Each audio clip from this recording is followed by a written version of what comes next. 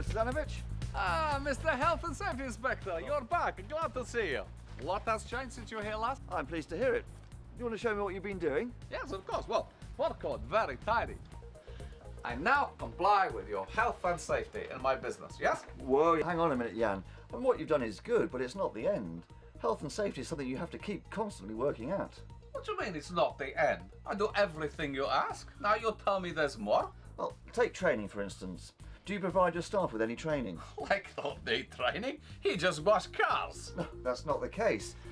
Let's take manual handling, for example. You both carry stock and equipment around the forecourt, and you could quite easily injure yourselves if you don't know how to handle heavy loads properly. Now, health and safety training is actually a legal requirement under health and safety legislation. How many people do you employ here? When quiet, myself and Lek. Weekends busier, maybe 7 people.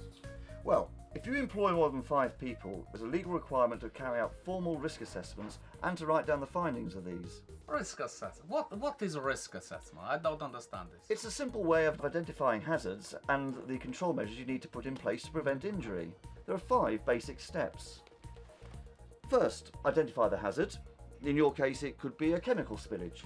Second, decide who might be harmed and how. Third, evaluate the risk and decide on precautions.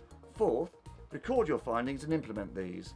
And fifth, review your assessment and update them if necessary. It's all common sense really, but it helps you to write them down to make sure that things are put in place. Okay, so is this going to cost me a lot of money? Do I have to pay someone to do these things? No, not at all, and don't forget the benefits. If you implement good health and safety practice, you'll probably end up with a more efficient business and you'll earn the loyalty of your staff. Also, you'll find that customers will come to you because your reputation will be good. Good. Okay, I like what you say here, these things.